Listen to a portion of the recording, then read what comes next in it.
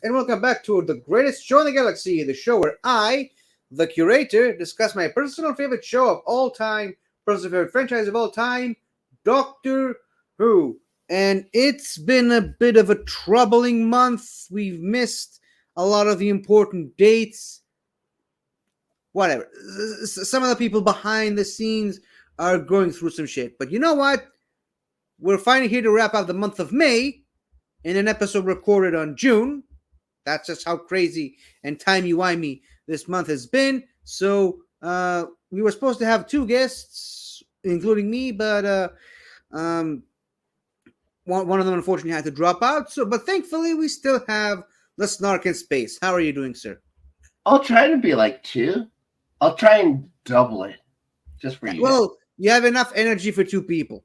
Oh my goodness. Well, I hope so. We'll see. Let's find out. You know what? There's only one way to find out, and it's by doing the show. Yep. And because we missed out on a couple of things, the birthday section, as per usual, will be from the 20th of May to the 27th of May, as opposed to where this episode is actually dropping. And we actually got a bit of an interesting bunch this time around. Because on the 21st of May, we have Miss Juliet Cohen. She was, she of course played the character of Christy Jackson in the Sarah Jane Adventures, the mother of the next door neighbor of the season one friend of the Sarah Jane Smith, basically the mother of Maria Jackson. She was all over the first season and episode 1 of season 2, and she plays another character on Big Finish. But I mean, it's really the mother character that everyone really remembers her from. Now on the cherries, by the looks of it. Yeah, she loves the cherries, evidently. Also on the 21st, we have Mr. Trevor Cooper. He did a lot of roles for Doctor Who. He especially on Big Finish. He was in an episode called The Emerald Tiger. He was in Revelation of the Daleks for the Sixth Doctor era. He was in The Haunting of Thomas Brewster. He was in a lot of Big Finish stuff. He was in a lot of Big Finish. He was in Robot of Sherwood with Peter Capaldi. And yeah, a lot of Big Finishes stuff. So maybe that's why I decided to keep in mind. I put this list together more than a week ago, and he looks perturbed over something. He looks a little angry. Yeah, well, guess we'll just have to guess what happened in the conversation a minute before the someone cleared his plate before he was done. Probably. Mm-hmm. On the 23rd of May, we have the one and only Mr. Don Warrington. Obviously, seeing in this picture, he played the character of the President of the United Kingdom in Rise of the Cybermen and the Age of Steel. But he prior to that, he actually played a different president on Big Finish, President Rassilon in the Doctor series, particularly in the Neverland, Zagreus, and The Next Life. Yeah, wasn't a huge fan of him as Rassilon. Really, you weren't? No, it's a very monotone-ish. There wasn't. Yeah, you should have. I thought he'd be more bombastic, but very much like this all the time. Whenever he would talk as a Rassilon. Okay, I actually liked it, but how dare you? To each his own. I dare, sir. I dare. And on to the 24th of May, we had Miss Joy Joyner, who, of course, played the character of Linda Moss. Linda with a Y, not Linda with an I, in the Christopher Eccleston finale, Bad Wolf and the Parting of the Ways. And she also played another character on the War Masters Big Finish scene. Now, on the 24th as well, we have Mr. Will Sasso. Sure. Yeah, he was in the 8 Doctor TV movie as the one guy that watched Frankenstein and ate popcorn passed out. Yeah, and Canadian icon Wilson. I don't know icon, but Canadian Wilson. yeah, it's and now I'm even more sad that Soda wasn't around to isn't around to see this. But well, I messaged him about it on the now what? I'm not Canadian enough for the show.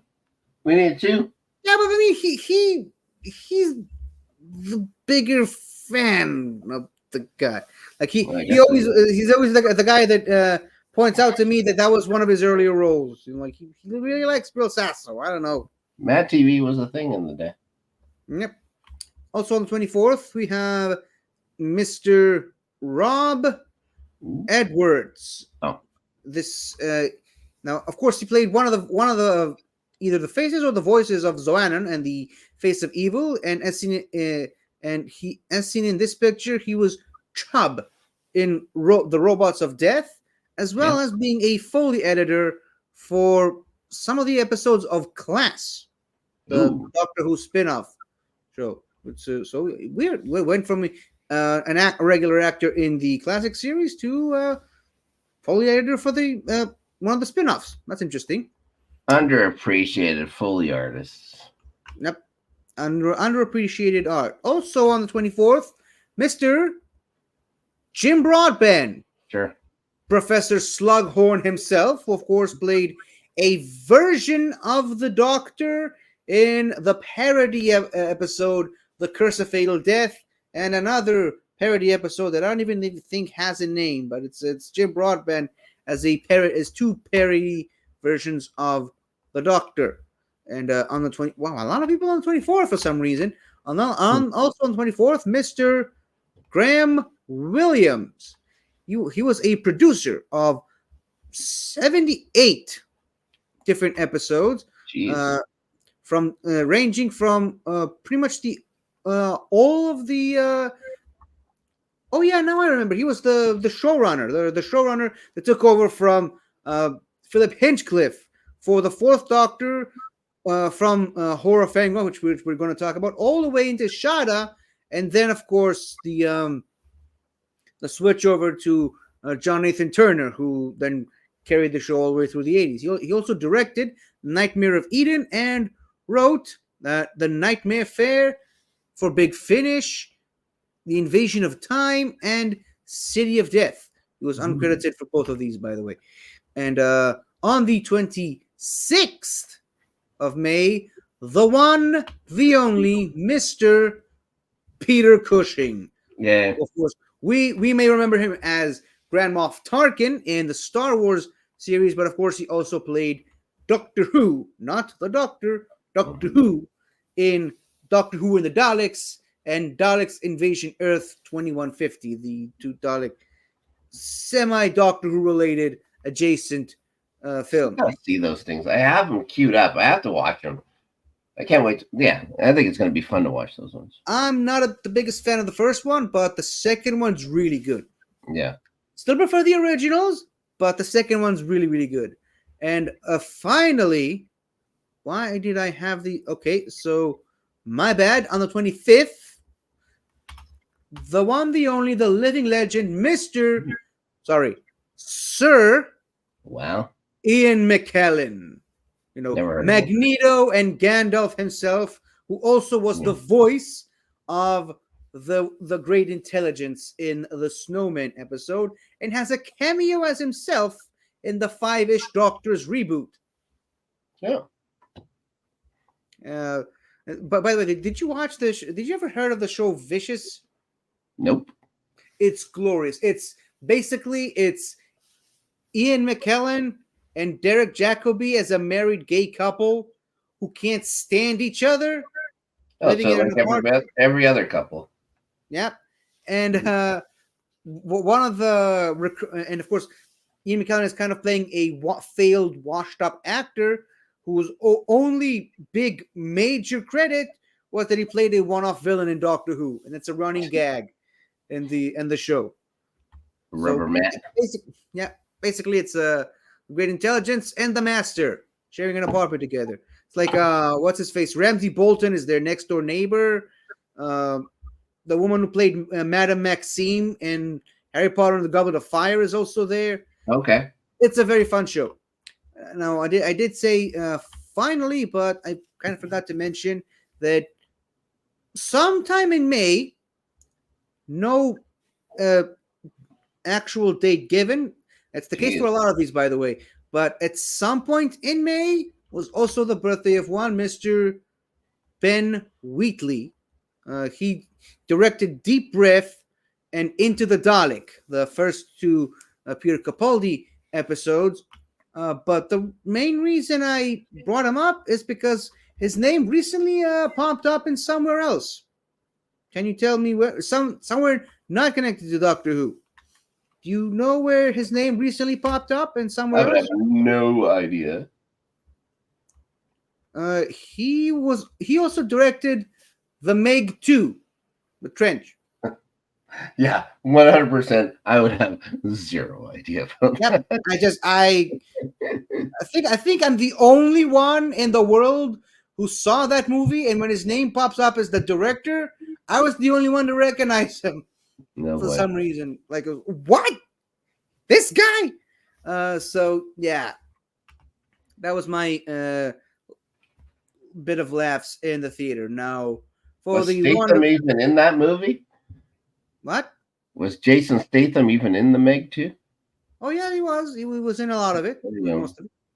Oh my God! Spoiler alert for the Meg 2, the movie nobody ever saw, Except for this guy, and I except for liked it. one guy. You know what? You know what? Screw everybody else. I love the Meg movies. All right. Sign me up for the Meg 3. Oh my No gosh! idea how they're gonna top the second one though. Meg 3D. That's how they're gonna do it. The Meg 3D. Boom! There it It's is. like Jaws. It's not a Jaws ripoff at all. Nope. Actually, you know what? It really isn't. No. It really isn't. Bigger. And I'm saying that as a fan of these movies, it is not a Jaws ripoff. Let's put it that. Let's put it on the table. Now, All right. back to Doctor Who for a second. For the lovely list of people we had today, thank you all. We quite literally couldn't do this without you. So how about we get down to the main topic for today? What is? That's us Oh, okay. getting down to it. I mean, if that's your way of saying, let's get down, Yes. I'm with you. It's a Canadian Now, thing. As per usual, with what was supposed to be the final episode of last month, it's a ranking video. Yes, it's another tier list ranking video. This time, we're only going to be ranking the season premieres, the first episodes of each season. And as you can see, we've got the 5 tiers. We're still using the 5-tier system. And I figured it would be very fitting if all the tiers this time around will be represented by quotes from season premieres. Now, as you can see, obviously the S tier, the tier that is the best of the best. Sure. The name of that tier is, of course. Hello. I'm the Doctor.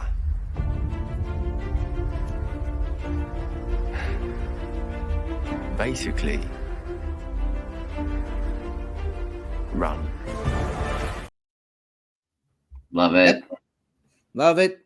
That's definitely going to go in the S tier, and the A tier. The name comes from completely alive. First episode of Doctor Who I ever watched. Really? Yep, that was my first. That's cool.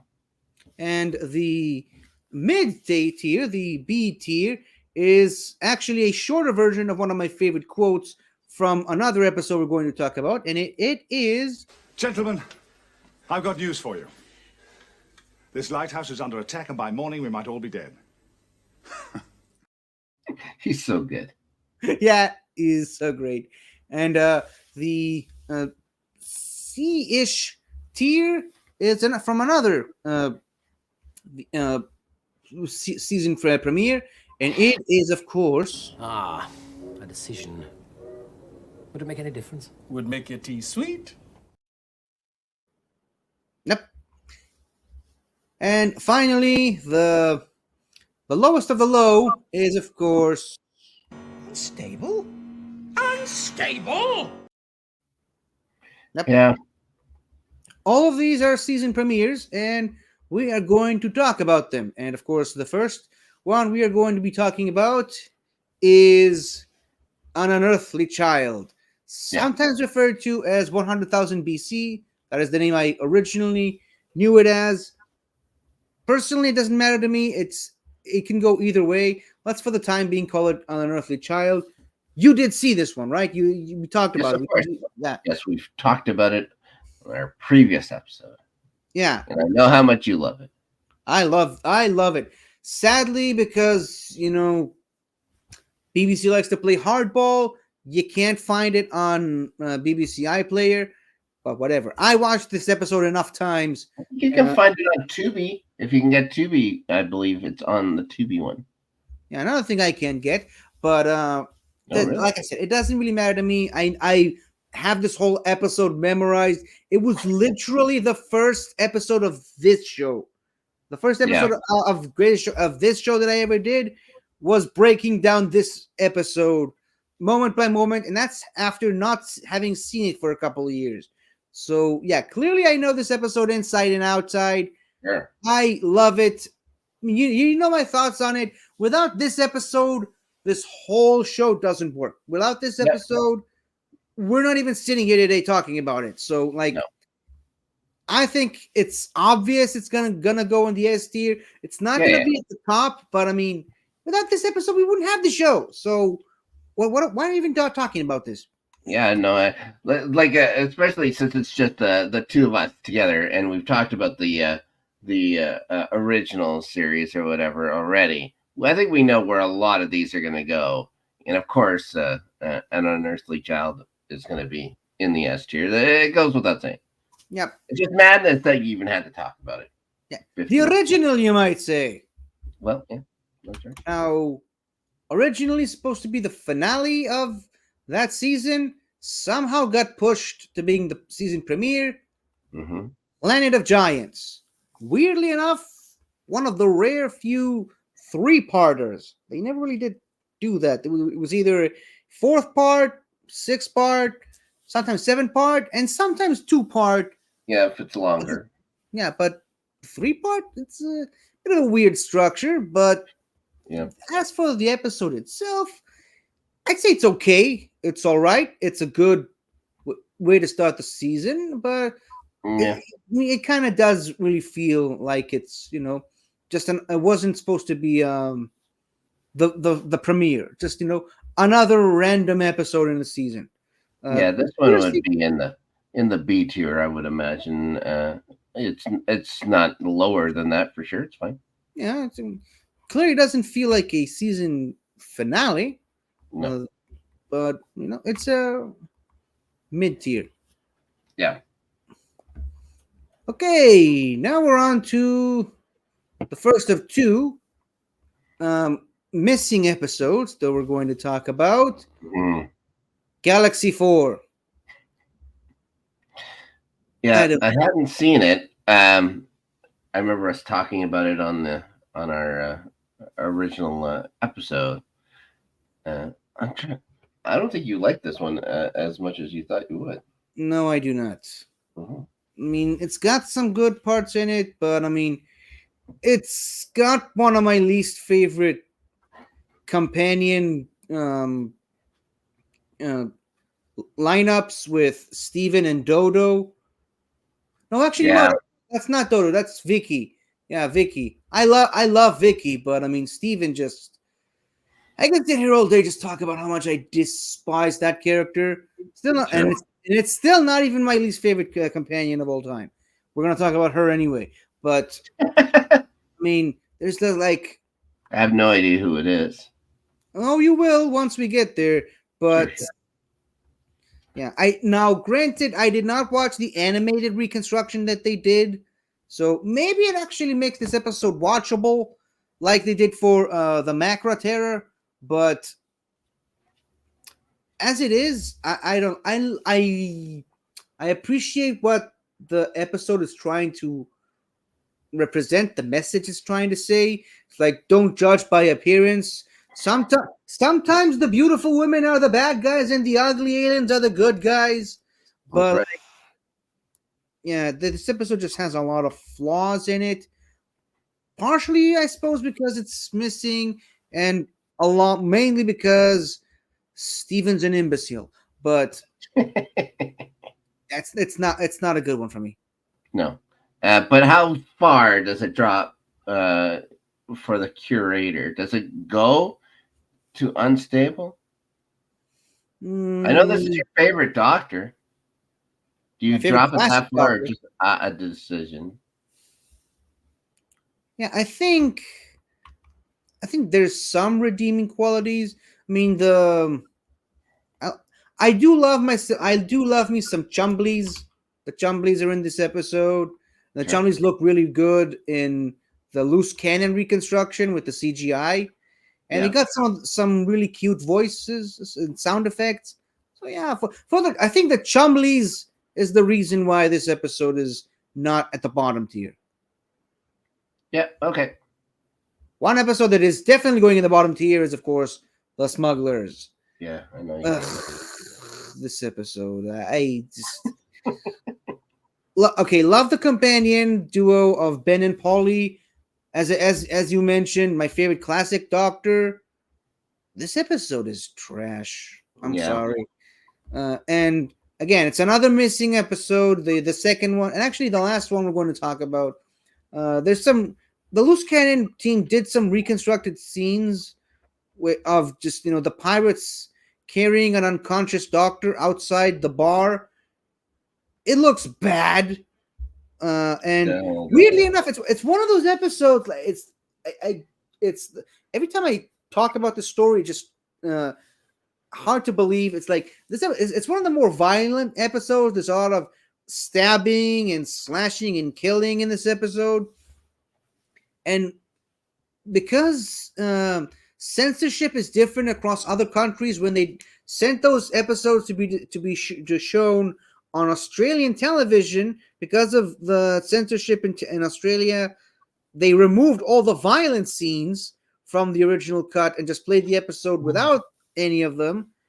So, and then years later, when the BBC stupidly threw the episode out, the violent scenes are the only scenes that actually still remain from that episode.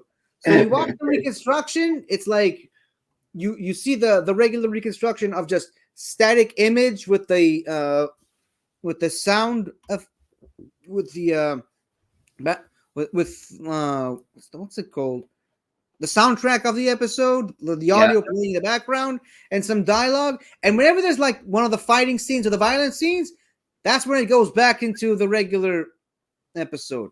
It's so ridiculous. So the exact opposite of what they planned. Pretty much, yeah. Yeah, And thanks to Australia, we got some scenes.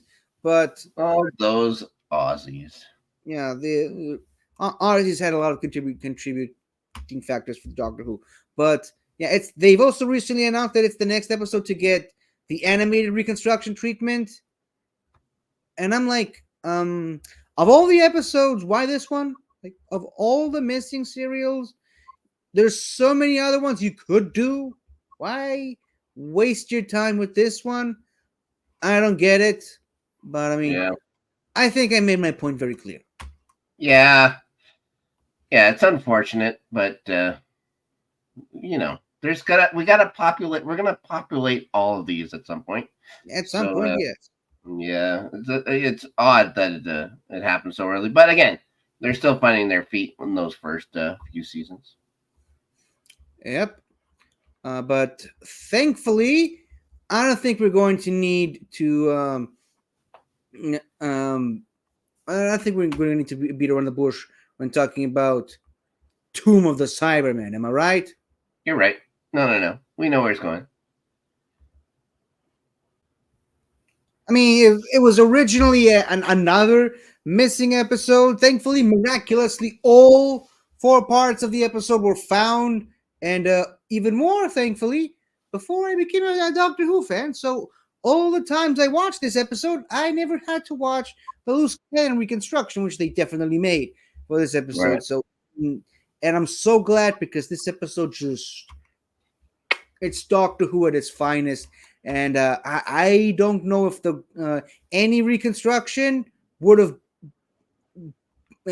done it any justice at all. It's the top of the S tier, and it's actually going to stay there for a bit, for a couple of seasons. Yeah, for a couple seasons at least, for sure. Yeah, it's definitely top tier. And now we're on to the final black and white Doctor Who season premiere with the Dominators. Yeah. I mean, I liked this episode more when I watched it for the first couple of times, but on my most recent rewatch, I'm like, all right, it's an episode. Yeah. I don't like some of the alien people in it. They're kind of annoying and bland, but I mean, there's a reason why I chose this picture to represent it. I mean, the Quarks. I love the Quarks. I mean, I wish we got to see more of the Dominators just so they can have an excuse to bring the Quarks back. Or you know what? Just have the Quarks as villains without the Dominators. I wonder how that would work. But I mean, just look at these guys. Well, you know how I feel about $70 villains. I love them. So yeah, that's amazing. I didn't even see the episode. Trust me, they get better once you actually see it. So yeah, S tier for the Quarks, B tier or less for the rest of the episode. The Dominators are interesting. Split the middle then. Split the middle then. Right in the middle. I mean, there's some interesting lore with the Dominators that's set up in the episode, but they never actually follow it up in the show. They hardly ever get mentioned outside of, a big finish here, a comic there. But I mean, if they can bring back the Quarks, I'd be a very happy Doctor Who fan. Yeah. But speaking of something, as long as they don't try to update it, if you're gonna bring them back, you have to bring those back. I mean, look at this. They're perfect just the way they are. Maybe make them function a little bit better, but change nothing besides that. It looks like those what do they call them? Power droids from Star Wars, but with a disco ball on their head, a spiky disco ball. The Gonk droid. Gonk droids, yes. Gonk. You know what? Maybe that's where George Lucas got the idea. Probably. Gonk. But something else that Russell T Davies did actually bring back from the classic series, the Autons, which debuted in Spearhead from Space. It's your favorite Doctor, the third Doctor, John Pertwee, Doctor Who in color. You've got Unit, you've got the Brigadier, you've got Liz Shaw, and you've got plastic Autons walking around. We've got Madame Tussauds people coming to life. We've got the shop window dummies rising up and start shooting people in the streets. It's so good they replicated it in the modern series. Yep. I mean, this definitely is going high up, isn't it? Yeah, but the question is high up. For me, it's the top one so far. But like the top of S tier, but I really do like Tomb of the Cybermen too. So like it would depend on what you feel. Do you like this one more? Because I would just say, it'd be at the top of mine. I mean, I prefer John Pertwee as the Doctor. Yeah. But for the episode, we're ranking the episodes, not the Doctors. Yeah, I would. That was part of my build-up. Yeah. I prefer John Pertwee to Patrick Troughton, but I think Tomb of the Cybermen had better moments than this. Okay. So I'm gonna put him in between the first Doctor and the second Doctor, and we've got the third Doctor right in the middle. I like it. Yeah, that's fine by me. I love both episodes, so I'm good with both. Problem is, though, I think we're looking at another S tier because not only the Autons are back, but we also got the debut of Joe Grant and the debut of the Master. The Terror of the Autons. Yes. Yeah. Despite appearances, this is not Terror of the Autons. This is Terror of the Autons Mhm. with the Master and plastic daffodils that can choke people, and the phone wire is The strangling chair, doctor, the chair. and the chair that kills a man, and people with weird, gigantic head masks, and the Yeah. Master pulling one of his legendary last-minute escapes by tricking Yates to shooting the wrong man. Yeah. So I love many. it. Yeah, it's if this one actually Yeah. tops Tomb of the Cybermen. Is this my favorite episode of Doctor Who ever? That's the only thing. It might be. It's right up there. So it's going to be hard for any for a while for sure. But there's some great ones coming up. So who knows? We'll see. I'm so topsy turvy on these things. Yeah, I mean, I love this episode. I love this entire season. This entire season with the Doctor versus the Master is so great. Every single episode.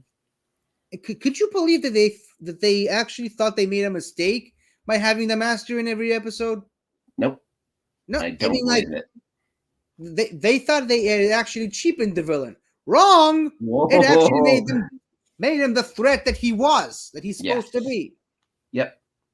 That's one of the reasons why that season is so great. Loved it. And so they kind of shied away from the Master for a little bit. And so after the 5 or 6 year hiatus, we finally got the Daleks back with the Day of the Daleks.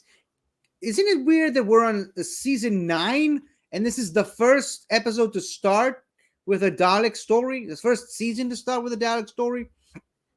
Now, granted, before we move on, when Planet of Giants was supposed to be the season finale of season 1, the season premiere of season 2 was supposed to have been a Dalek invasion of Earth.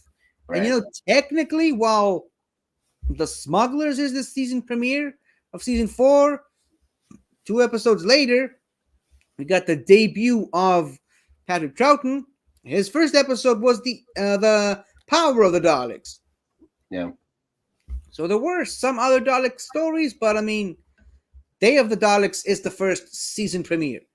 And before we move, sorry that there's so many notes about this episode, but if you're watching this episode, please do yourself a favor and watch the remastered, the special edition version of this episode, because the original one, it's still good, but it's got a lot of drawbacks. Mm-hmm. And just the special edition really elevates this episode far and above and beyond.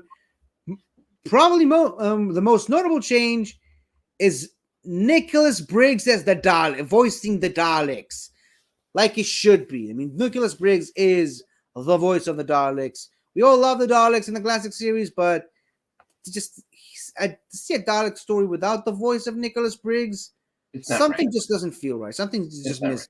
At least that's the way it is for me. But plus also the scenes of a dystopian Earth that they added, and the added laser effects and the battle at the end. So the special edition, I know special edition does carry a bit of a negative connotation for Star Wars fans, but for Doctor Who fans, when you say special edition, that's what I think of in terms of Doctor Who. But I've been rambling on for too long. Did you see this one? What do you think about it? I think I've seen all of the Third Doctor episodes. It's good. I liked it. I wouldn't put it in the top tier, but we have an entire tier that we haven't used yet. Yeah, I was gonna suggest. I'm actually shocked you're suggesting to put a Third Doctor story not on the S tier.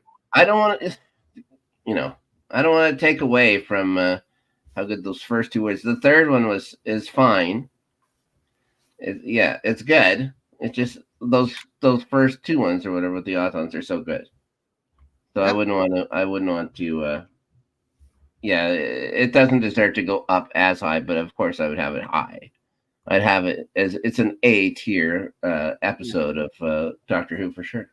I mean, case in point, the Third Doctor's era is so good that all these season premieres are either S tier or A tier. So they're all either A tier and above. So Yep. He's amazing. He was fantastic. now, here's the question though: Oh boy. does Terror of the Autons still get to be the number one after the Three Doctors is discussed? Oh my god. Yeah. Yep. First multi-doctor story. We got Omega as the villain. The Gel Guards, which you know you love your $70 villains, Yes. and the weird, of its time visual effects of the creature running around snatching people, and How have they not brought Omega back like that? I think I've mentioned this to you before. It's a crime against the show. Oh yeah, absolutely. Well, there is always Big Finish. Yeah. And I'm pretty sure they brought one of the original actors of Omega. So there's that. But to say at the top, like, oh god, so good. Yeah, it's a problem, isn't it? It's an issue. I don't know. I'd put it behind. I'd put it second. I'd probably put it in front of Tomb of the Cybermen. I don't know what you think though. It's tough. The first Doctor is only kind of there. Well, that's mainly because of William Hartnell's Yes. health condition. Yeah. Yeah. That's not his fault. He wanted to be there. He really wanted to be there. And that's the last, I believe that's the last entertainment related thing he ever did. Like he passed away 2 years later. Yeah. So would you say, I don't know. I just love Tomb of the Cybermen so much, but I love this one too. I'm willing to put it between Spearhead from Space and Tomb of the Cybermen. I'd put it ahead of Spearhead from Space for sure. Yeah. But yeah, no, I'm good with that. I'm good with it. Cool. Yeah, it's still, it's a top level episode. There's no losers here. Yeah. The only losers is those who didn't watch the episode. That's right. Bunch of losers who haven't watched it. And the final Third Doctor season premiere is, of course, The Time Warrior, the debut of Sarah Jane and the Sontarans. First time Gallifrey is mentioned by name. And yes, I did. When you mentioned that to me, I couldn't believe it. But yeah, okay. Yep. 11 seasons in, and that's when they finally chose to mention Gallifrey, and it's kind of an offhand thing. And yes, I am choosing this picture because I'm going to keep harping on this point till the day I die. Look how tall the Sontaran is compared to Sarah Jane. Yeah. Yeah. Sontarans are not short. Stop with this nonsense. It's ridiculous. Sontarans are brutal warriors. They're not. I don't know how tall Sarah Jane is supposed to be, but yes. Well, she's not very tall, but I mean, she's still shorter than a Sontaran. Yeah, that's true. Yep. When you compare the Sontaran Cog who appeared in her show compared to Lynx in this episode, there's a huge bit of difference there. But we're not here to talk about Sontaran Heights. What do we think about the episode, though? Loved it. I love it. I love it too. Yeah, it's a really good episode. For me, episode. It's an S tier. It's an S tier episode, but I don't know where you'd want to put it on the S tier. I don't know. I don't think it's an S though. Oh my goodness gracious! I mean, you compare it to this. Yeah, I wouldn't put it at the top. Or this. Yeah, it doesn't seem like an S tier to me. I think I'd put it above Day of the Daleks. Well, of course. But if it's going, if it's going A tier, better stick at the top of A tier. Unless there's a great episode I'm missing, just off the top of my head. Do you want to meet in the middle and put it at the bottom of S tier? But no. If you don't feel it's an S tier episode, I'll say okay. I mean, it's a But really good yeah, it has to episode. be at the top. It'll have to be at the top of A tier, I would imagine. I If it's agree. I not mean, S tier, it's at that it's very, very next level. not an S, but it's the top of the A. Yeah, I think that's fair. Considering I just saw which one is next, and again, Yeah, you have to well, say, I mean, moving into the fourth Doctor, I think I know your thoughts on the episode yeah, Robot. yeah. You know, I love this episode. Like, come on. Yeah, it's a good one. It's a good one episode. Yeah, Yeah, especially when the robot gets giant and yeah. clearly takes what is very obviously Sarah Jane and not some bad green screen effect. King Kong's there. Yeah, King Kong's Sarah Jane and just starts rampaging through the city. I mean, he's not walking through buildings because of the bad green screen. It's just Nope. he's running through them. That's right. Of course. It's a Yeah, given. they didn't spend $65 on this. Are you kidding me? Yeah, especially the not when you see the little tiny toy tank that's up close to the camera. It's supposed to look like it's a real size tank and not a toy. I love it. This episode, and I love this I episode. mean, just talk about Tom Baker as the Doctor. Like, Oh. just Is there this, like of the doctors who come in, especially the classic doctors? Is there one that just had it right away more than Tom Baker? No, he's not even my favorite, but yeah, he just had it. Like he was the Doctor as soon as he showed he up. knew what he was doing. Like, Yeah, I don't think any of the modern Doctors did it either. Like, Yeah, maybe Shooty Gappa, but like, I think Tom Baker is the only one who he was the Doctor. He didn't have to grow into it. He was already there. He was the Doctor before he even walked on the scene. Yeah. Like, the scene of him choosing his costume, and when he ties up Harry and hangs him up to dry, and yeah. So Yeah. It's terrific, but how high? here's my How question. It's kind of hard because do we want to suggest it's better than the Time Warrior? This is tough.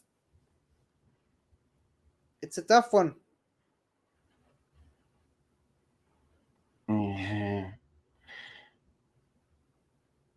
I don't know. It's so fun. But okay, you know what?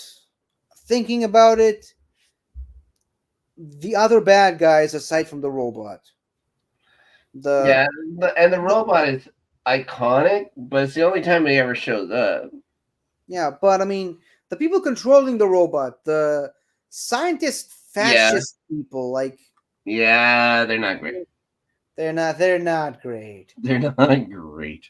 I don't understand why they had to bring him back on the Big Finish Sarah Jane thing, but then again, that whole Sarah Jane Big Finish series was trash. In my opinion, of course, some people liked it. But yeah. And you know what? I put it below the Day of the Daleks too. Well, okay. Now, Yeah, fantastic episode though. I absolutely love it. me too. And another similar situation to Planet of the Giants, where it was supposed to be the finale and somehow got shifted to the season premiere of the next season. No idea why, but Terror of the Zygons. Yeah. Yeah, so debut of the Zygons. You know what? I love the way the ship looks. Yep. I think I like the way the Zygons are designed. Yep. Cool concept, but like, so the Loch Ness Monster is a robot now. Yeah. And turns out the Brigadier is like part Scottish, which we never knew about. I would have believed that though. With his name, sure. Yeah, which is weird, even weirder considering Nicholas Courtney was born in Egypt, of all places. Yeah. But, well, It's an episode. I mean, It Harry has leaves. good. It has good bits. I like the Zygons. Me too. There's a cool mystery to solve, but not much. I mean, they pretty much predicted a female prime minister before Margaret Thatcher was elected. So, Well, and that was like to be fair, it's not like Margaret Thatcher was an unknown politician at that time. They knew they knew her upward projection by even that point. yeah. But it was an improv line by the Brigadier. No, Like Nicholas Courtney just came up with that on the spot. We wasn't supposed to say "ma'am." We were supposed to say "sir," but well, whatever. that's fine. That's good. He was a progressive actor, even especially for the time. Even if the mustache wasn't real, which drives me bananas still to this day. But maybe the top of the beach here. Top of the beat. Okay. Okay. It's a Actually- good episode. Like, it's fun. Actually, It's a fun episode. I don't know how good. Maybe you know how I am with the monsters. So I enjoyed the monsters. Those well, icons I mean, speaking of monsters, I prefer the quarks. So yeah. it's not gonna be top of the B. It's gonna be the middle B. The middle B. Okay. That's fine. Now, next up, we got the Mask of Mandragora. Mhm. Did you see this one? I don't think I did. I think we talked about this on the last episode. I think this is one I want to see because that is one fantastic outfit she's wearing. That is right in the Oh yeah, from when I was born for sure. it's a snooze fest. I watched Yeah, it you didn't like it. in my rewatch. I fell asleep like 3 or 4 times watching it. Boring as hell. Yeah. The only thing that picks up is the costume ball at the end.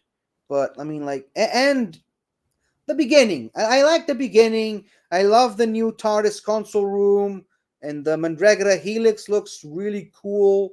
You're gonna love You look it. like Satanists, though. If you were to say to me, "Oh, are these guys Satanists?" I'd say, "Yeah, probably." And that Kinda. Sarah Jane there is like, "Yeah, these guys are probably Satanists." What is it with Sarah Jane and Satanists and fascists? No idea. Like, what Bad is- luck. I think that's what you could say. Bad luck. I suppose, yeah. Yeah. Matt, and you know what? Tough to be this episode. Now,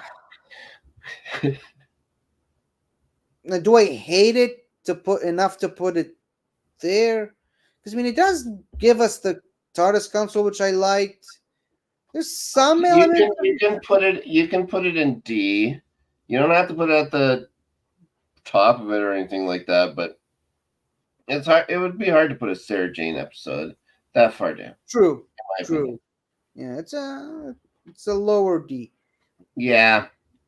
Thankfully, no more Sarah Jane episodes, so we don't have to struggle with putting in episodes at the bottom. But Yeah. this episode's not going at the bottom. We've got the Horror of Fang Rock, which the most recent season premiere I watched. Okay, so it's another base under siege horror slasher movie. People get taken out one by one by a mysterious alien being, and turns out it's this jellyfish thing that this is what the Sontarans are fighting. It's sentient Right. talking Yes, jellyfish. of course. Now I'm remembering. Sure. Yeah. And I mean, it's the episode that, of course, gave us this line. Gentlemen, I've got news for you. This lighthouse is under attack, and by morning we might all be dead. I think it's only fitting What to a put this- legend. So Yeah. good. Yeah, living legend still. Mhm. But I think it's only fitting to put it in this tier. The Yeah. tier that it's named on after. And you know what? It's better than the Zygons episode for sure. Yeah. Yeah, one of my favorite moments is like when they had this the stupid damsel in distress woman that's always screaming when someone dies or when she's scared. She Mhm. screams her head off, and then Leela smacks her in the face to shut her up. That was amazing. Leo's so great. Okay, so now we're on to some of the episodes I did not get to on my rewatch, but I still remember them well enough. Sure. The Reboss Operation, which also is the background of today's show. I don't know if I I mean- remember this one. Did you watch the Key to Time season? I think I must have. I think I've seen every. I think I've seen every. Well, like I've probably seen this episode. To say I remember it is different. Okay, well, that's true. That is important to note. But I mean, so the White Guardian shows up, drags the TARDIS somewhere, and talks to the Doctor. Tells them he wants them to start collecting the Key to Time. He gives them Romana as a companion, and they land on this episode where these two con men from another planet are trying to con some primitives on this planet to give them something that they think is worth a lot of money. There's a lot of cool moments in this episode, a lot of cool elements in it. I mean, Romana's costume is like, whoa, the hello, Romana. Oh boy. But I mean, it's also the introduction of Romana is so good. It's like, my name is Romana Varakna Lunder. I'm so sorry about that. Is there anything we can do? Your name is too long. We'll shorten it. We'll call you Romana. I don't like Romana. It's either Romana or Fred. I like Fred. Right. Come on, Romana. Later used for a different show. Yeah. So lots of cool moments in this episode, but I wouldn't say an A tier. I would say somewhere down the middle. Yeah, I think sure. and again, it's been a while since I've seen it, but I think I'd put it above the Zion. Oh, all right. Okay. Destiny of the Daleks. Did you see this one though? Well, yeah, I've seen it, but again, it's the recall. Yeah, the recall, the total recall, It's not total, is it? or total lack of recall. Yeah, that's the thing. The lack of recall. Yeah, okay, so the Daleks are fighting this war against the Movellans. They're losing the war, or at the very least, they're in a standstill. So they go back to Skaro and resurrect Davros after shooting him the last time they showed up. Mm-hmm. And Davros, weirdly enough, it's the same Davros costume, same Davros mask, same everything, but a different actor. So something just doesn't click. No, we talked about. Yeah, you told me about this when we were doing the last episode we did. So sure, yeah. No, Also, I don't like those blue things on the. Yes, I mean On the that's kind of an nose, aesthetic whatever it thing, is. but like the Daleks. Can't believe I'm saying this, but the Daleks are basically Hamas in this episode. Hmm. Like you see, they got explosives strapped to them, and they're willing to sacrifice themselves and blow up just to take people with them. And they have these people are taking hostages, and they're shooting them one by one until the Doctor cooperates with them. And the Movellans are kind of dumb. Let's put it that way. The Movellans are kind of stupid. I like the way they look, but like the Movellans, the Dalek Movellan War is not one of the highlights of the Doctor Who No. war. But I mean, it's got Daleks, so it's better than Galaxy 4. Okay. Okay, so the final episode, the final season premiere with Tom Baker is the Leisure Hive. I mean, this episode kind of starts off any way you expect. K9 blows himself up again, and they have to fix him by going to a place of rest and leisure, and the Doctor just ages for a couple of years. Mm-hmm. And yeah, these got the Fomasi, which the TARDIS can't translate for some reason. Love Romano's outfit in this episode, but like some cool costume design. Taylor Boy Crackerjack outfit. Yeah, Crackerjack. Cool outfits, some decent effects. like a moment where the Doctor basically clones himself and puts himself all over the planet, and all the clones just disappear randomly. Truth be told, though, Tom Baker today looks way better than the makeup they gave him to age him up in this episode. Like, the guy just ages like fine wine. Hair's a lot whiter than that. That looks like a much more tawnish color of gray for sure. Gotta love Tom Baker's white hair. Yep. He's sporting that white hair, and he does it in style. Sure. But anything else to say about this episode? Because I don't know much. Yeah, there isn't much to say about it. It's not an episode anyone needs to seek out first, for sure. Yeah, That's about right. I'd say it's better than Galaxy 4. Okay. Okay, Fifth Doctor next with Castrovalva. I know you love Castrovalva. Yeah. You specifically chose this moment of, excuse me, where's the exit?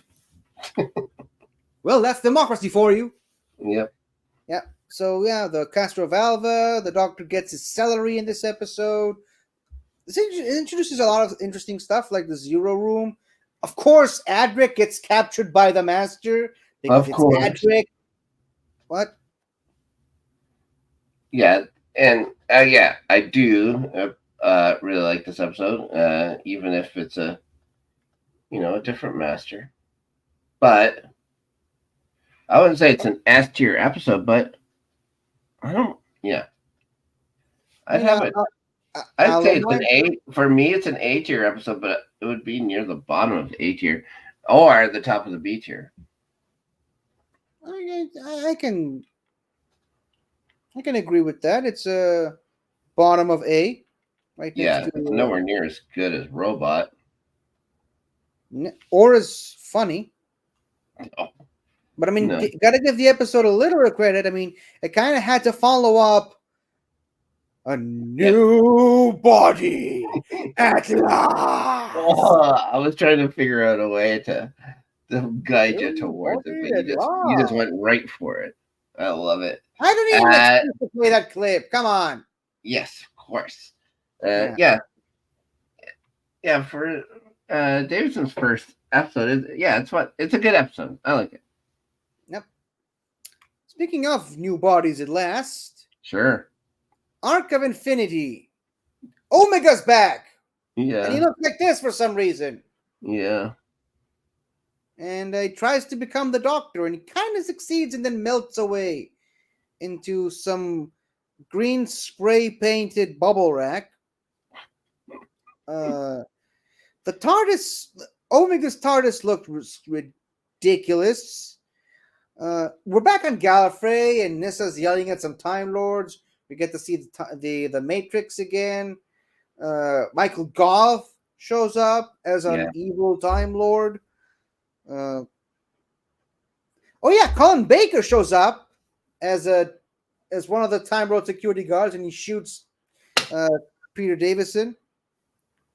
And I think it's the first Doctor Who episode that was shot in Denmark. Sorry, not Denmark. Amsterdam in the Netherlands. Why did they shoot? I'd never even heard of that. Why did they shoot in Amsterdam? Cheaper?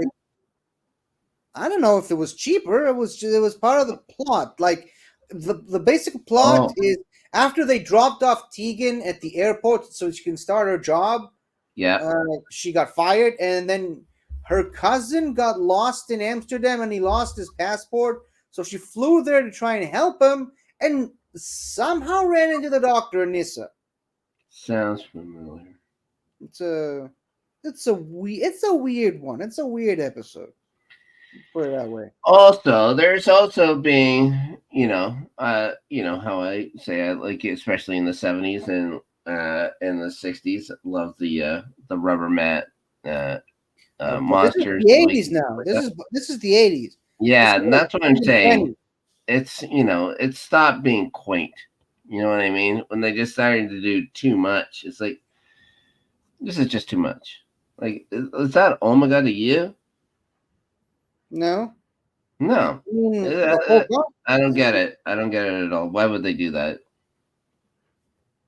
Ridiculous. They try to modernize it. They try to update the look. Yeah, sometimes it just doesn't work. Doesn't always It work. does not work. Should we go all the way to the bottom, or do we give it a little bit of? I wouldn't put it. I wouldn't put it much higher than D. That's for sure. Like, if you don't think it deserves an unstable placement, then it would have to be at the bottom of D for me. Well, it's not D. It's C actually. Oh, sorry, C. I think it at least deserves to be here. Okay. Not as bad as the Smugglers, No. but something. Oh my goodness, something that is as bad as the Smugglers. Oh wow, the Fifth Doctor just got all the winners, didn't he? Yeah, not great. Warriors of the Deep. Mhm. So, Silurians are back. Sea Devils are back. Yeah.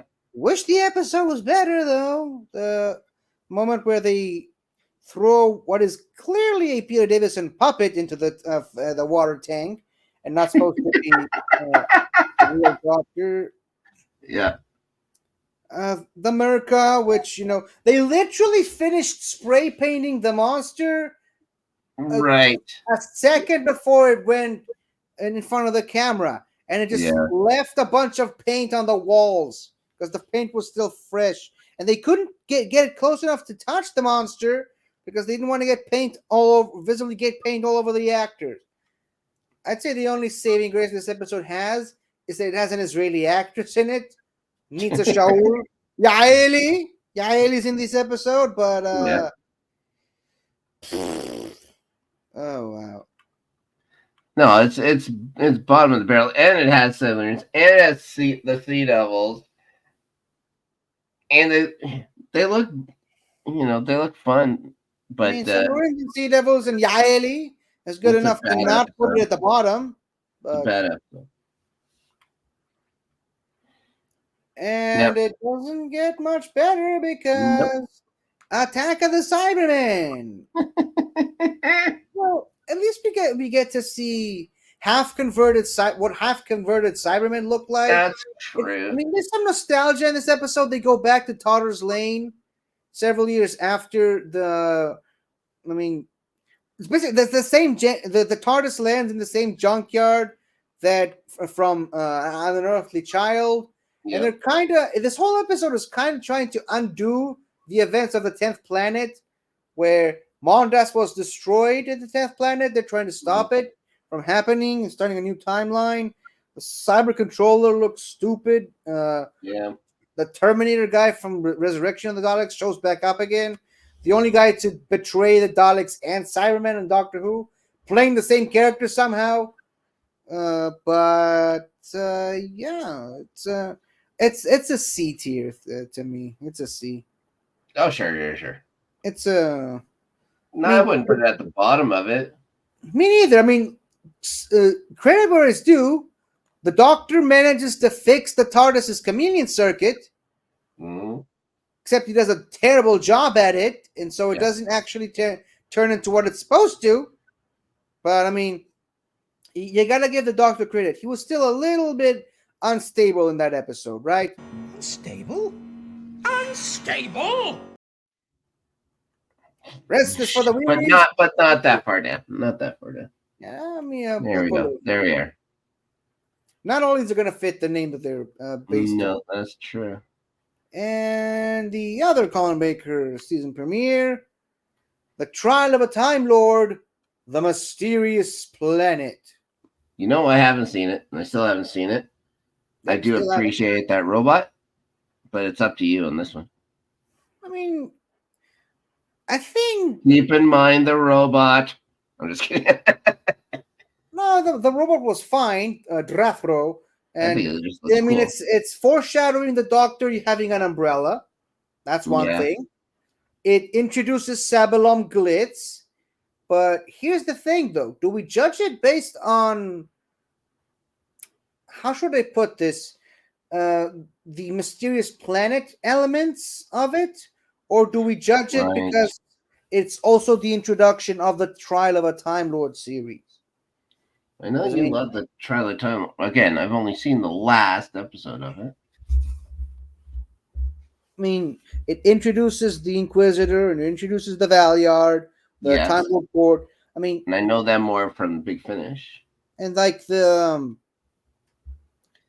think they really blew the budget for the Trial of a Time Lord, just trying to make the opening scene of the Time Lord spaceship picking up the TARDIS and throwing it through the thing.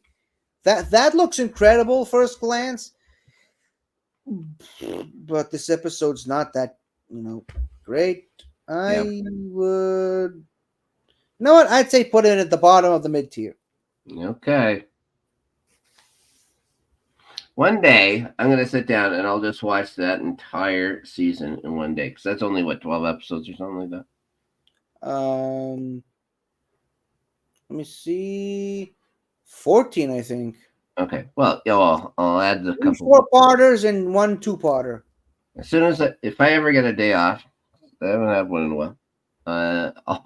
I'll sit down and I'll watch Trial of the Time Lord. Well, I'm sure I'm going to have a lot more fun than I'm sure I'm going to regret have not seen it before in its entirety and stuff like that. So, well, good for you. For if you ever get one day off in your life, you're gonna use it to watch Doctor Who. I appreciate that. it's been a long time.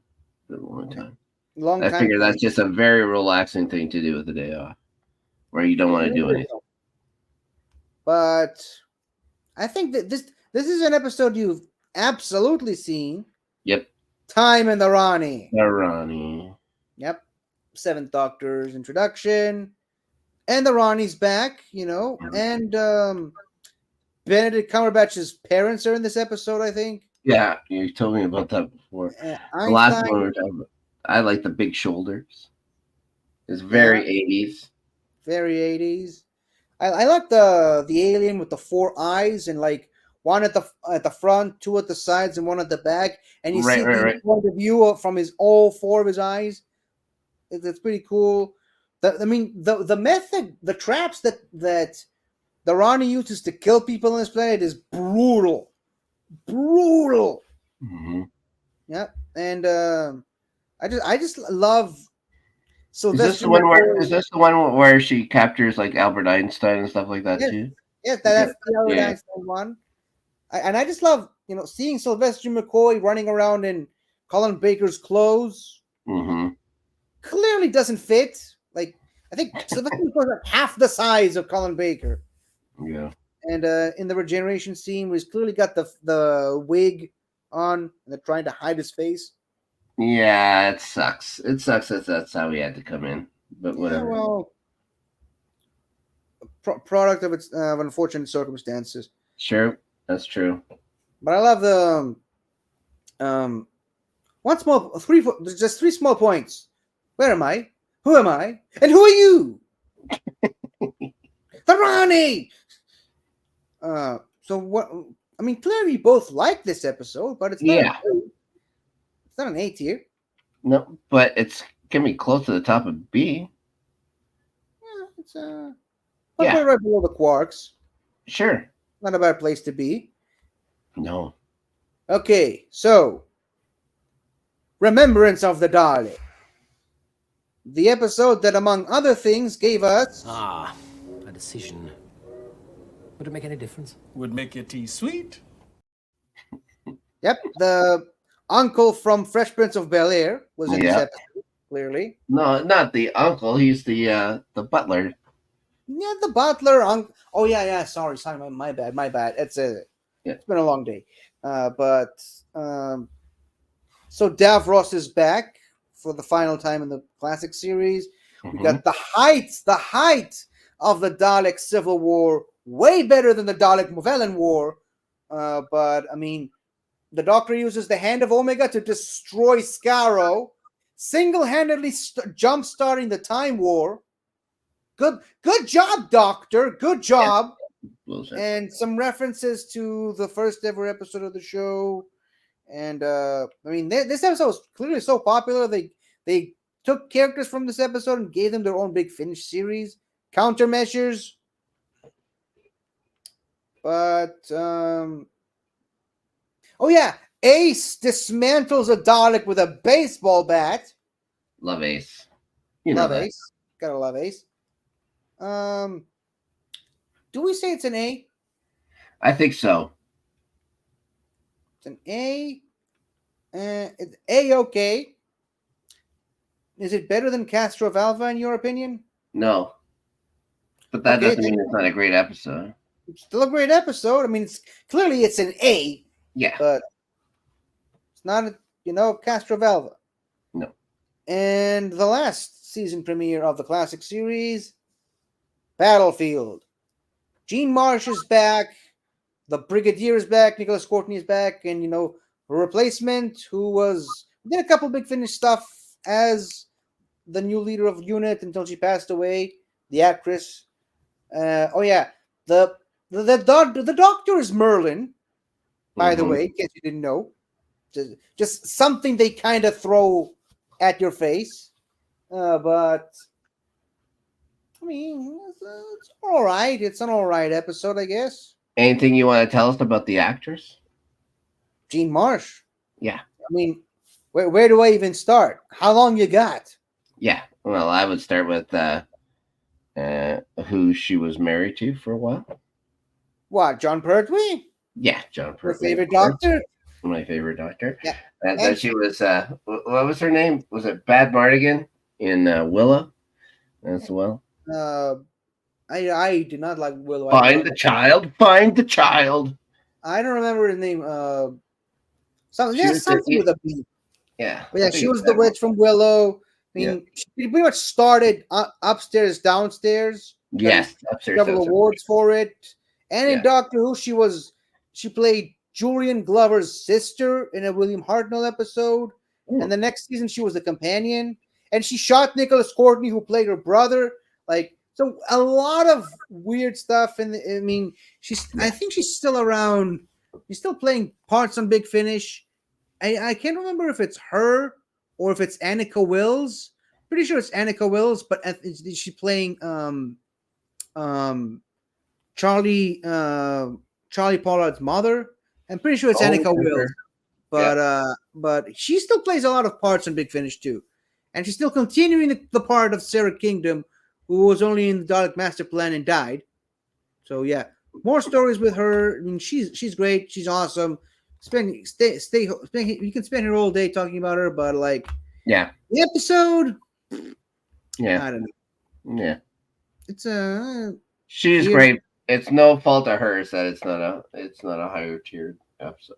I mean, would the episode fare any better if the Brigadier wasn't in it Yeah, I don't know. in his final appearance in Doctor Who? Yeah. And Bessie shows back up again too. And Right. first time we actually get to see Doris, the Brigadier's wife. I think Now- it's in a good spot. It's in a good spot, I think. Yeah, but I think- yeah, go watch. If you guys haven't seen the episode, go watch. It's fun. Not true. Now, All the Sylvester McCoy ones are good. Like we didn't. We never said a bad word about any of the Sylvester McCoy episodes, so that's good. yeah, I mean, he's not particularly one of my favorite doctors. I can definitely tell you some bad things about some of his Big Finish episodes, but Sure. I don't think there's a bad TV episode of the Mr. McCoy. You Right. know, some of the McCoy episodes are hated by a lot of people, and actually, come to think of it, yes, there is one episode that a lot of people love, and I hate because that's the kind of Doctor Who fan I am. Sometimes I just happen to hate the one thing that people love above all else, but Sure. that's just me, my weird connection with Doctor Who, my weird relationship with Yeah. Doctor Who. Well, But you know my thoughts on the last episode too. Even though I should have loved it, It's fine. the cat people, the survivor. Yeah. Well, Like the stuff with Ace, like I loved all the stuff with Ace. Just the Master. Yeah. We're not talking about season finales. We're talking about season premieres. true. Now, I decided to keep the movie out of Yeah. this we all know where we would have put it anyway, so that's fine. Yeah, because it's not really a season; it's a movie, so Yeah, it's it's hard like, to judge. it's not a premiere. Yeah, if you're gonna talk Doctor premieres, that'd be different.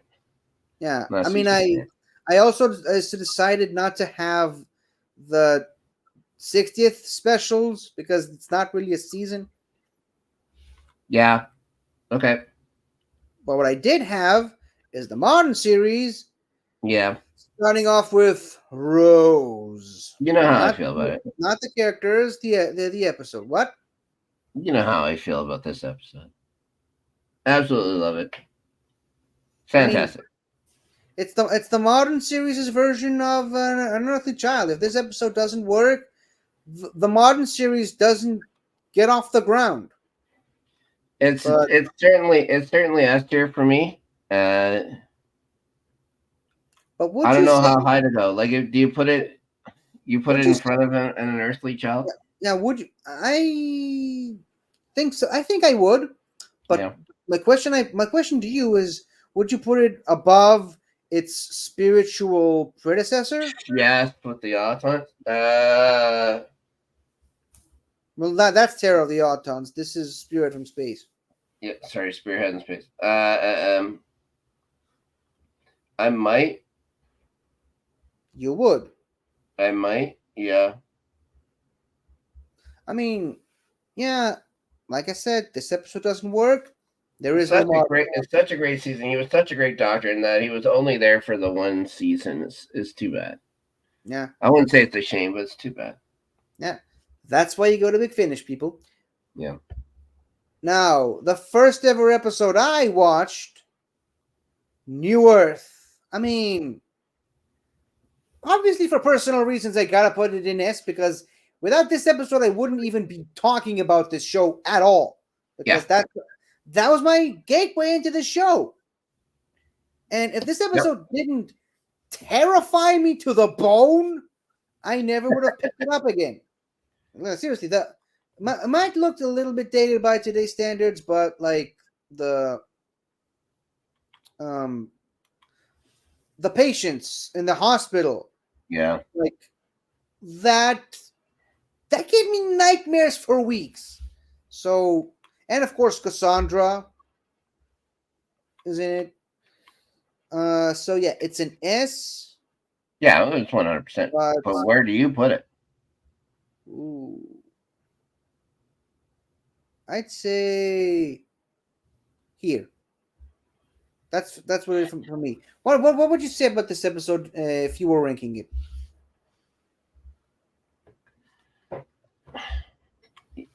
Yeah. I'd put it behind Rose. I would because watching the new Who from the first episode and stuff like that, like Rose was more important to me, but like there to have to say it's such a touchstone with your relationship with Doctor Who, and considering who's running the show and who's been putting out reviews of every single episode that they've ever done and stuff like that, and dedicating all this time. I'm surprised you're having it that low. I'm surprised. I would imagine that you would have put it further up. So that just shows kind of it shows you how much I critic eye like. that you've had for the show. That's That's how a great episode. Really great episode. Yeah. Yeah. Smith and Jones. Got Martha debuting. We got the Jadoon debuting. Jadoon platoon upon the moon. And I just really like this. This actually, what you're seeing right here is not from the episode itself. It's from a blooper reel, but it's still kind of it conveys the point of the episode. It gets the point across. The Jadoon are not that short, clearly, but is that a thing? Everybody thinks all the aliens are super short or something? No, I mean it's a camera trickery and whatever. Yeah. The Jadoon are way taller. It's just the guy in the suit right now in this scene is just slightly shorter because they're still kind of working things out on set, and he's just shoving the flashlight into his eye, into the other guy's eye. Anywho, I'd say it's an A. Sure. I mean, it's a really good episode. It's just look at what we got ahead of it. Yeah. I would say personally, for me, I put it over here, above Day of the high Daleks, up. above Robots. and Look how Cast- far down Robot's dropping. This is this crime against the show. Yeah, I was That's kind of fine. worried you were. I was worried you were going to notice that. It's mean, hey. okay. Robot is still here.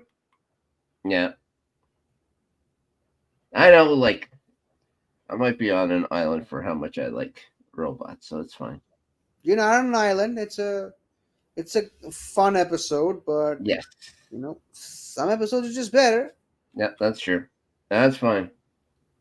Now, how about Partners in Crime? Adipose, Donna's back. Donna's grandfather is back. Mm-hmm. People turning into fat creatures, the spaceships. Okay. A glimpse of Rose coming back at the end there. I mean, this episode has its moments. I'm getting a lot of silence from you on that end. I'm seeing stuff like that, and when I think of her, I always think of those specials before and stuff like that. So, when you mentioned the fat creatures and stuff like that, rang a bell. But honestly, I may not have seen this episode since it came out. Really? Wow. I've been watching more of the older Who than the newer Who. Nothing wrong with that, but Yeah. still, the more Who, the better Who. That's true. You get me? I did a little bit of a rhyme there as well, just for you there, buddy. Oh yeah, I didn't even notice that. How dare you, sir? I'm sorry. Okay. Here, I'll remove myself. Finally got the show to myself. Now it's all going to be rhymes. Think Oh, wait, again. he's back. He's back. It's going to be a fully rhyming show in a minute. So, where do we put this episode, though? Well, this is an episode that never, it hasn't been like decades since I've seen this show, so it has a zero. It really did nothing to jog my memory, just except for to say the fat monsters. I mean, I still think it's a really good episode. I put it an A. Oh, you think it's an A tier episode? Okay. Yeah, but to appease you, we're not going to put Robot any lower than it already is. Better not.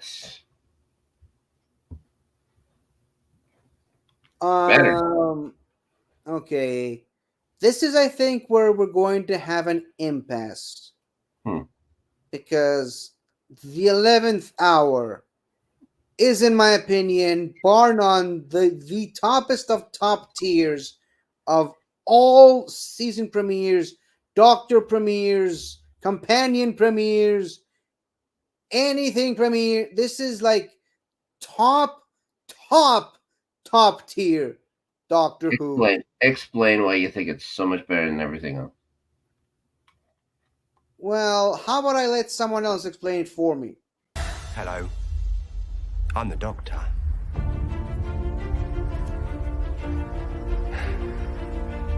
Basically, run.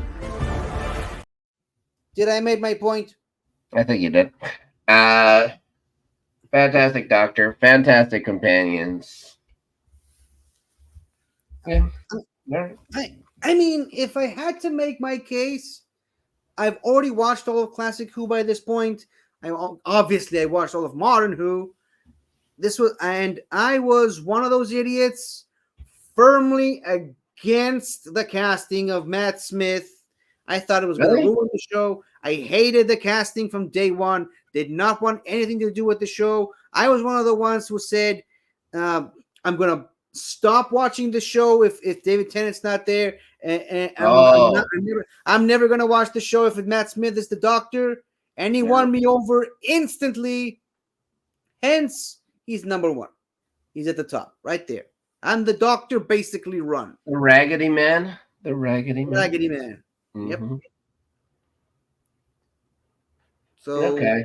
yeah, as and now if Soda were here, he'd probably agree with me that you know this season started off so high and kind of dwindled a little bit after this episode. But I mean, this episode set a new There's so gold much standard stuff for that's that. good. That's so much stuff that's good with him, with Amy Pond and Rory. A River song comes.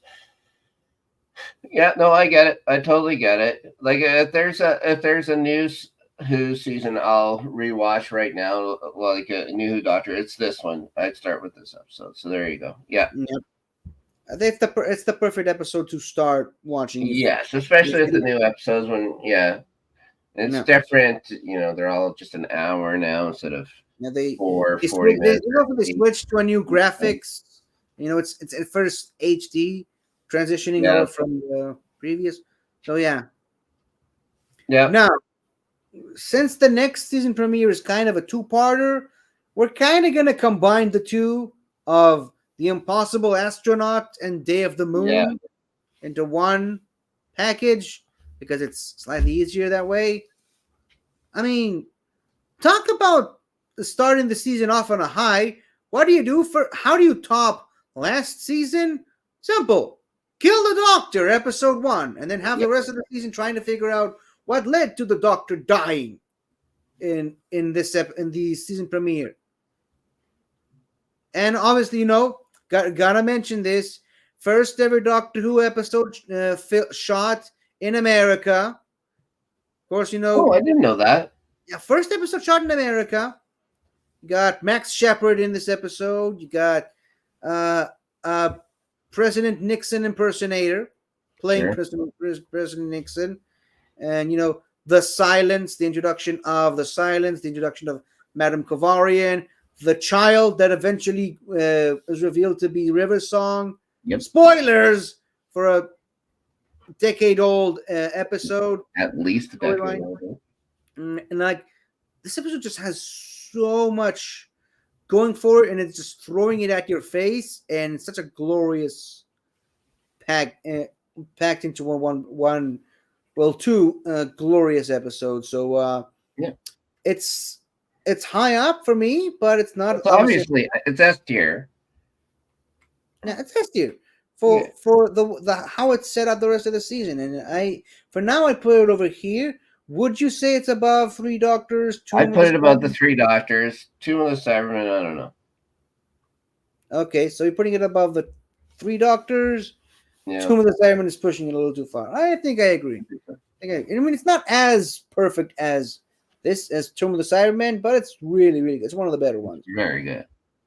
And yet somehow we went from that to Asylum of the Daleks. Mm-hmm. It's all right. I mean, it's got a certain character in it that sadly we're going to have to talk about for a bit. But I mean, favorite.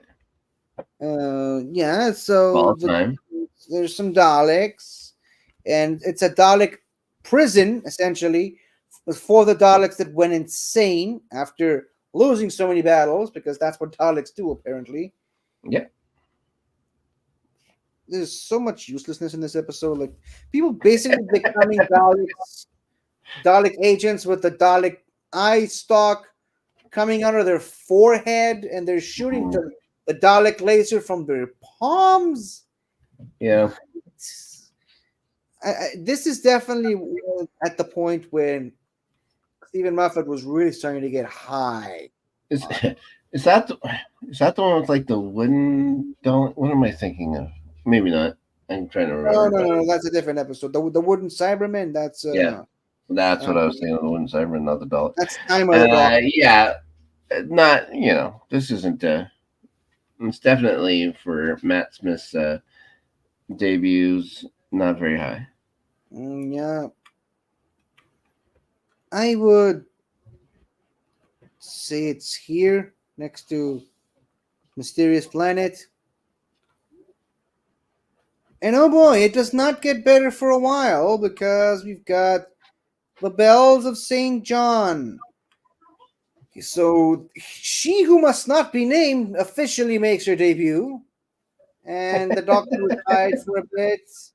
Was living in a monk somewhere. And oh yeah, Wi-Fi is evil. Wi-Fi is gonna kill you. Yeah. And the great intelligence is back. You know, Richard E. Grant, but clearly there's a lot of silence on your end, so you're not Yeah, going this to. isn't just not an episode that when you have to think about the best season debuts, this is going to be nowhere near the top, right? So Yeah, the spoon heads are in this episode. Now I'm willing to compromise and not put it at the bottom, but I'm putting it right next to the bottom. okay, yeah, and it's a shame because he's such a great doctor. It's just not a great Yeah. episode. Terrible companion. That's just saying. I think that was it. Now, deep breath.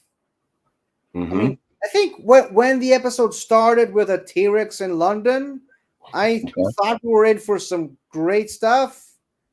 But, my opinions on the season that this is a part of. And it really took me a while to get used to Peter Capaldi as the Doctor. Yeah. But this episode's got some of the funniest moments of Peter Capaldi's Doctor. And, the last time we'll ever see the Paternoster gang on screen. Oh, really? Yeah, I guess. Yeah, you're right.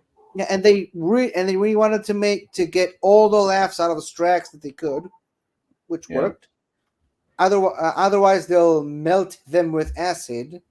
But I think the Paternoster gang being in this episode saves it from being an F, and Peter Capaldi's shenanigans, stealing clothes from Sarah Jane's husband is yeah. That saves it from being an F. But I mean, and great words do. Missy shows up at the end, near the end. But Yeah. I mean, then there's the phone call from Matt Smith's Doctor talking to Clara. And it's like, oh, you have to. You can put it as low as you want. Again, Capaldi is a doctor that I grew into. It wasn't one of those ones where it's like, oh yeah, I get it. You know what? This episode didn't help.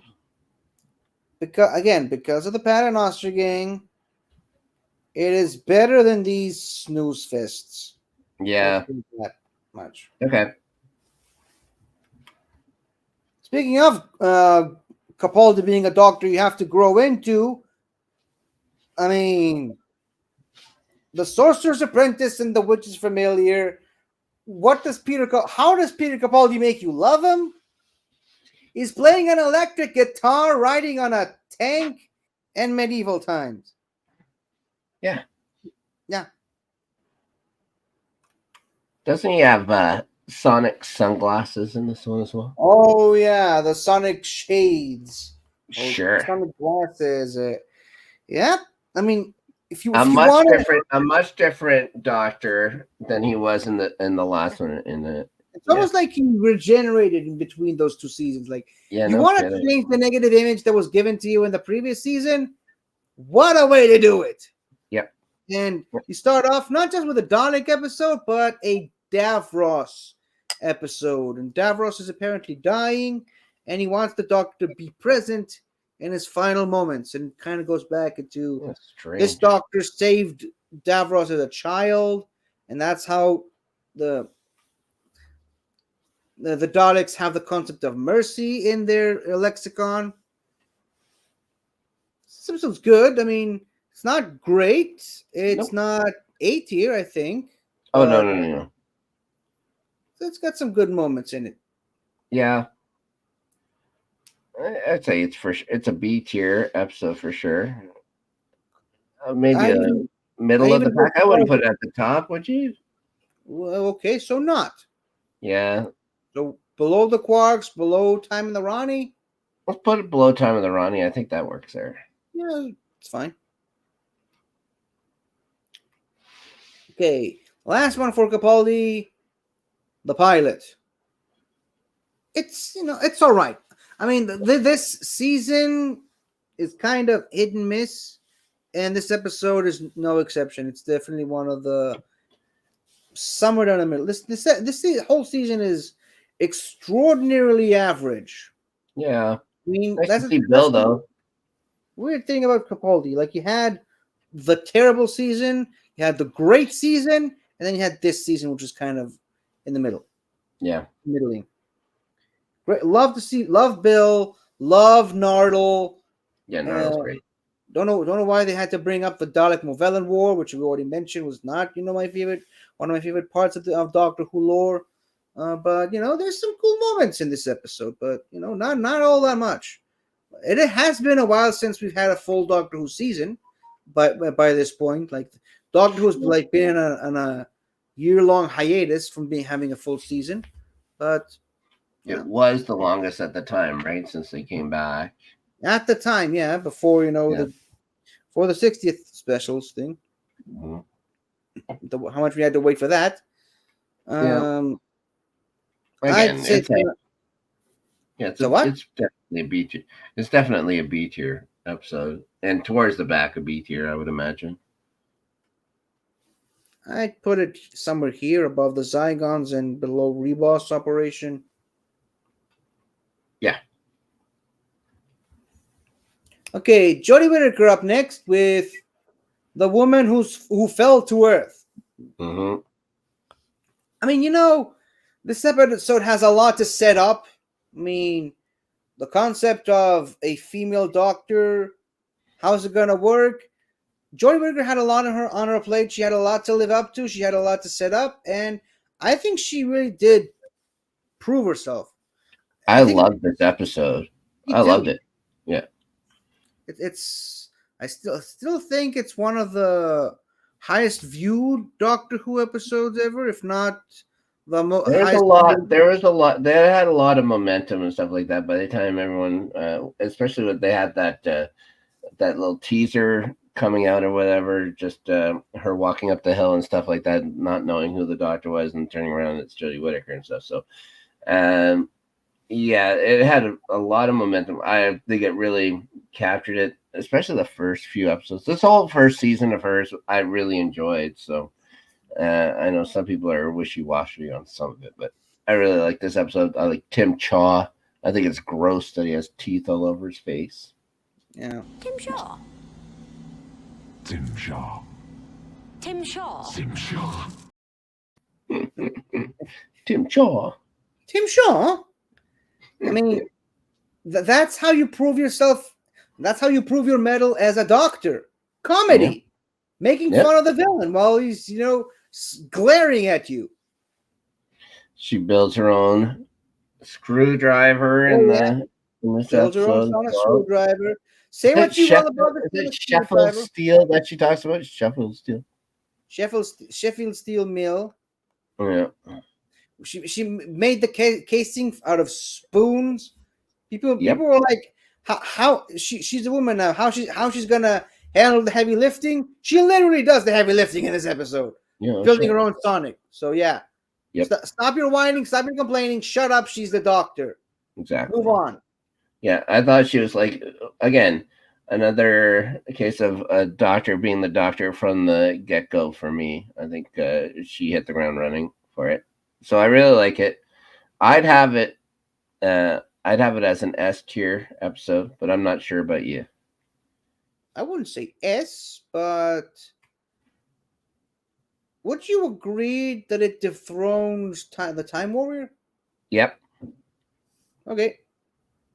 So right. Yeah, like I would say, like if it's not at the if it's S tier, it'd be at the bottom. If it's A tier, it's definitely at the top. No. Top of the I'm bottom. fine with that. That's great. Okay, another two-parter, but this one's so slightly easier because it's not two semi-different episodes. It's part 1 and part 2 of Spyfall Mhm. with the Master. Okay, now controversial things the Doctor did to the Master aside in this episode. Controversy aside, it's a really good two-parter up until that one point. Yeah. really good spy movie. Uh, Evil Facebook guy, and the reveal of the master. So many really great moments. Stephen Fry is in this episode. Oh, right. What's his first? Lenny Henry is in the episode as the Yes. semi-villain before it's revealed that it's the master. There's some slight history hopping. This episode's really nice. There's some really interesting moments to it. I don't think it's better than Woman Who Fell to Earth. No. I think I would put it in A, but I think you can put it in A for sure, but you're not putting it above Robot. I was gonna ask, Klarna. how is it gonna affect Robot? You know what? I put it above Castrovalva just for you. Sure, okay, I'll live with that. Yeah. And the episode that kicked off the Flux event, the Halloween Apocalypse, Yeah.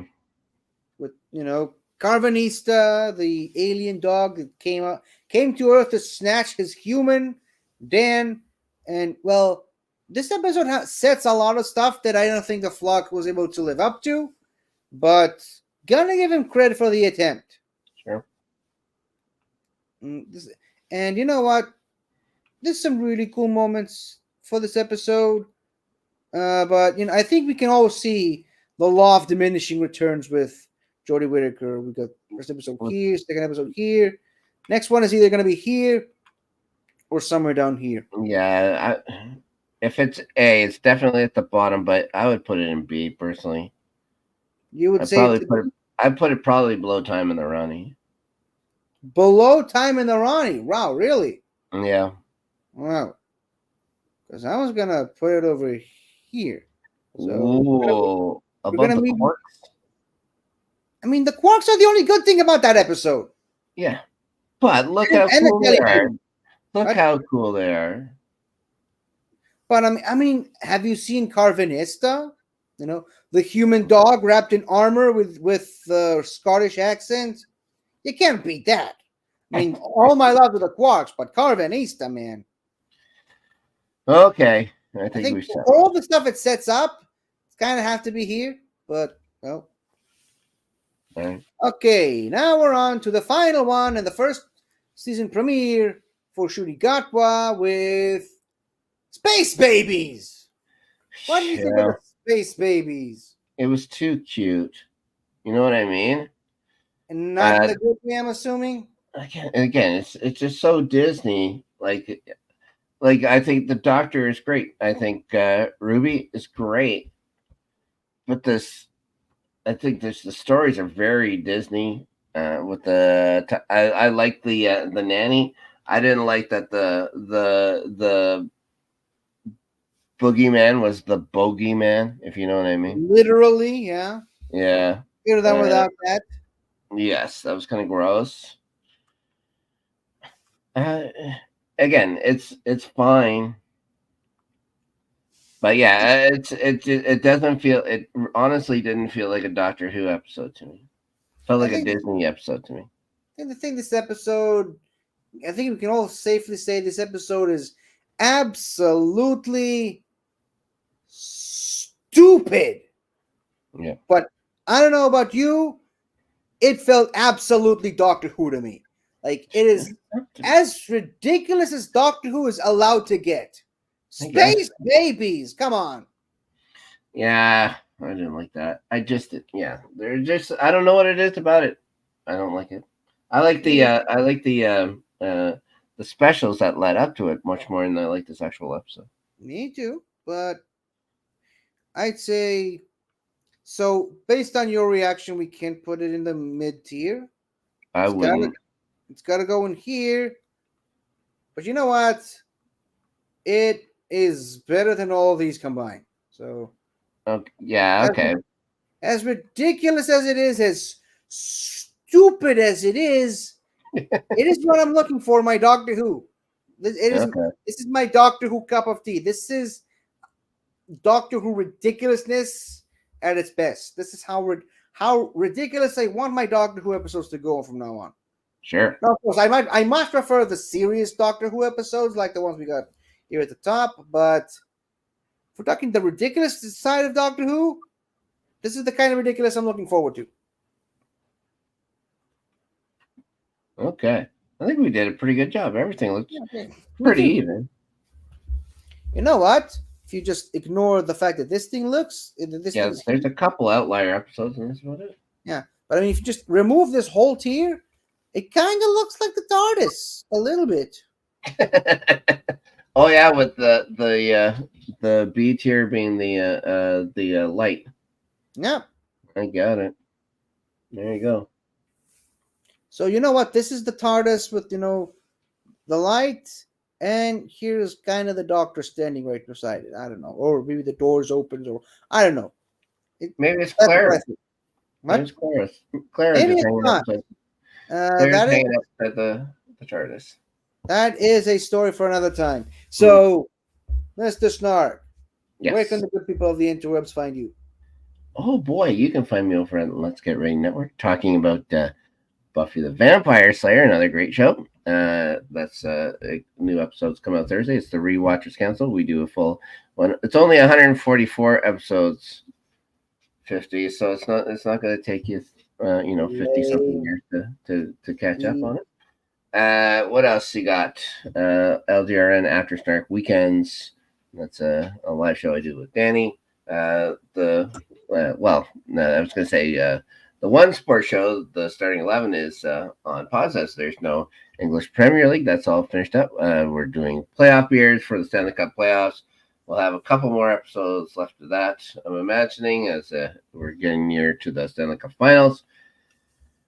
Other than that, you'll find me around, I'm sure, talking about something. I guess we're going to be talking about The Acolyte and The Boys season, 4 coming up as well. So there you go. Thanks for having me on, buddy. Thank you for coming on. No, sure. And as for me, you can find me on my own YouTube channel, 50 Shades of Geek. I do weekly reviews of every single Doctor Who episode, normally from 1963 all the way to 2024. But right now, I put that on hold to focus more on Ncuti Gatwa's episode. I pretty much do an episode around a week late because that's how I get to watch these episodes. And you know what? I'm actually really enjoying this season so far. And I also did another tier ranking list where I ranked all the Eurovision episodes all the Eurovision songs from this year. Eurovision may have been a shit show, but nothing to say it wasn't a fun shit show to work with. Now, normally on this channel, I also can be found doing this show every week, as well as Fun with Flags, but because of certain scheduling things, both me and Soda have got going on, for the time being, Fun with Flags is gonna be in a bit of a hiatus, and I'm kind of putting this show on a bit of a hiatus too, just because I need a bit of a break. Not from Doctor Who, but from the schedule of just doing this show. Clearly, as you may have noticed, it's been hard trying to keep up with this show this month. It's, I need a bit of a break. So I'm not going to take all of June off from doing this show. I'm just going to take a few weeks off and just do all 4 episodes of this month towards the last week of June. That is really what I'm planning at the moment. Maybe I'll do it, maybe I won't. We'll just have to wait and see. Sure. But while this channel is kind of on hiatus, you can check out all the other wonderful channels from the wider Benverse at large, like Something to Talk About, Galaxy Geeks, Multiverse of Geekdom, Movie United, Midnight Cinema, Item Reviews, and of course, In the Front Row, which is still not pictured in this thumbnail. So, thank you all. This is what this has been. This episode. This has been the month of May, and see you slightly towards the end of June. Mm-hmm. And until then, in the immortal words of Missy herself, Don't forget to like and subscribe. goodbye, everybody.